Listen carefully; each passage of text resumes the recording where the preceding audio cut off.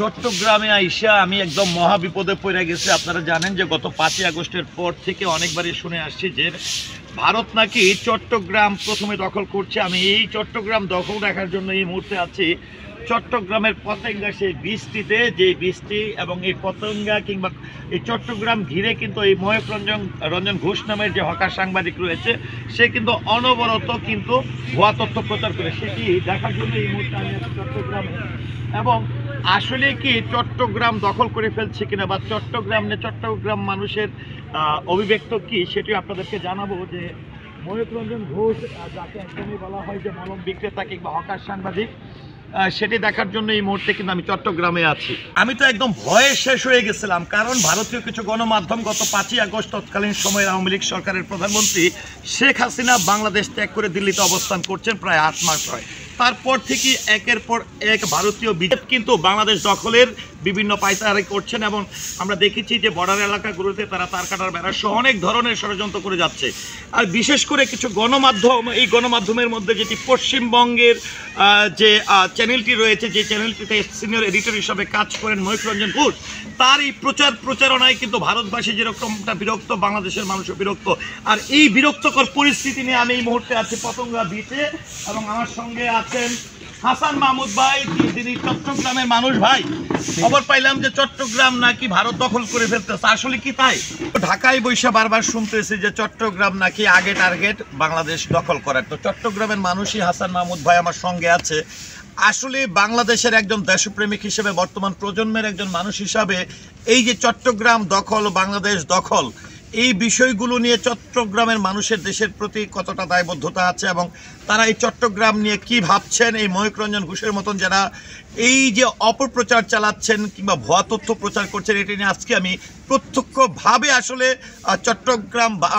চট্টগ্রামের মানুষের অভিমত কি সেটি জানার জন্য এই মুহূর্তে হাসান ভাই, যেটি হচ্ছে যে গত 5ই আগস্টে আওয়ামী লীগ সরকারের তৎকালীন যিনি প্রধানমন্ত্রী ছিলেন শেখ হাসিনা, তিনি কিন্তু সেই শুরু থেকে এখনো পর্যন্ত ভারতে অবস্থান করছে এবং এই ভারতে অবস্থানরত পর থেকেই কিন্তু ভারতীয় কিছু গণমাধ্যম মনে হচ্ছে যে বাংলাদেশকে কিভাবে হেয় করা যায়, কিভাবে বাংলাদেশের বিরুদ্ধে বিভিন্ন ধরনের অপপ্রচার করা যায়, এটা নিয়ে মেতে উঠেছে। তো আসলে যে চট্টগ্রাম দখল করা নিয়ে আপনারা নিশ্চয়ই দেখেন বিভিন্ন গণমাধ্যমে এই ধরনের প্রচার হচ্ছে, এই চট্টগ্রামের একজন মানুষ হিসাবে আপনার অভিমত কি?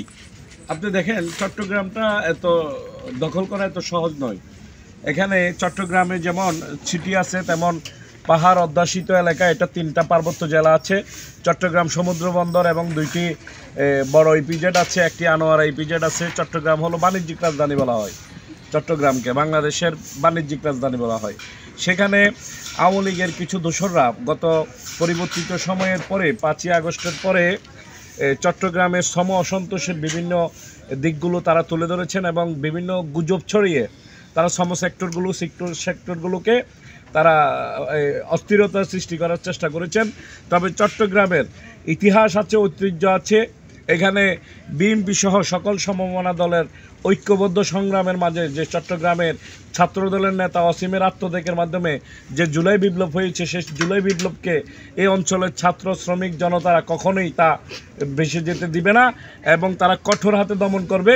এই পরিস্থিতিগুলোকে প্রশাসনের সাথে আচ্ছা, আপনারা যখন এরকম সংবাদ দেখেন যে ভারতীয় গণমাধ্যমগুলো কিছু অপপ্রচার চালাচ্ছে, সব গণমাধ্যম না, এবং ভারতের অনেক সুশীল সমাজের মানুষ আছে, তারাও কিন্তু এই ময়ূক রঞ্জন ঘোষের মতন যারা এই ভুয়া তথ্যকারী সাংবাদিক আছে তাদের বিরুদ্ধে কিন্তু সোচ্চার।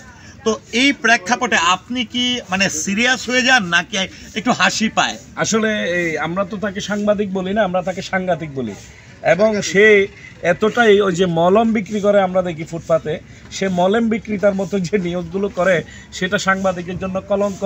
আমি মনে করি বাংলাদেশের যে সকল মিডিয়া ব্যক্তিত্বরা আছে, আপনারা আছেন চলচ্চিত্র জগতে এবং যারা যারা আছেন, আপনারা এগুলোর জন্য যদি সোচ্চার হন এবং সঠিক তথ্যটা জাতি এবং দেশের কাছে তুলে ধরেন, বিশ্ববাসীর দরবারে তুলে ধরেন, এইসব ভুয়া সাংঘাতিক এবং যারা দেশ ও জাতি এবং সমাজের জন্য, মানুষের জন্য কলঙ্কর, তারা আমার মনে হয় এই পেশা থেকে তারা দূরে সরে যাবে, ওই ফুটপাতে মলম বিক্রিত হয়ে যাবে।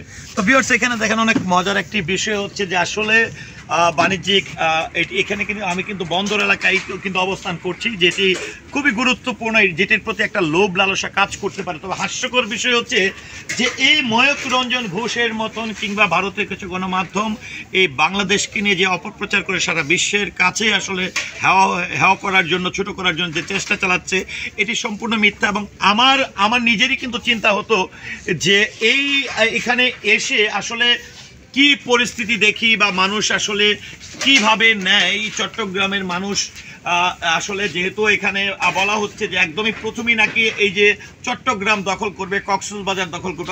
অবশ্য এই চট্টগ্রাম, আজকে আমি যে সি বিচে আছি, এটি পতেঙ্গা, সেই পতেঙ্গা কক্সবাজারের প্রতি তাদের লোভ লালসা আগে থেকেই আছে। তার মানে এই না যে বাংলাদেশে যেখানে 1971 সালে এত শহীদের রক্তের বিনিময়ে এই দেশ স্বাধীন হয়েছে, সেখানে কিন্তু জনতার একদমই জনতা কিন্তু সেটাকে আসলে প্রতিহত করেছিল। সেখানে এখন কিন্তু মানুষ আরও অনেক বেশি সোচ্চার। সেই ক্ষেত্রে আমি আজকে এই চট্টগ্রামের মাটিতে দাঁড়িয়ে এবং এই ময়ূক রঞ্জন ঘোষকে আমি হুঁশিয়ার করতে চাই, এবং ভারতবাসী যারা সুশীল সমাজের মানুষ আছেন তারা অবশ্যই ভারতের সম্মানার্থে এই ময়ূক রঞ্জন ঘোষের মতন যারা অপপ্রচারকারী সাংবাদিক রয়েছে তাদের বিরুদ্ধে রুখে দাঁড়াবে, এমনটাই প্রত্যাশা করি। চট্টগ্রাম আমাদের, এই বাংলাদেশ আমাদের, এই বাংলাদেশের সার্বভৌমত্ব রক্ষা করার দায়িত্ব আমাদের 18 কোটি মানুষের। ধন্যবাদ সবাইকে আমার পুরো ভিডিওটির সঙ্গে থাকার জন্য।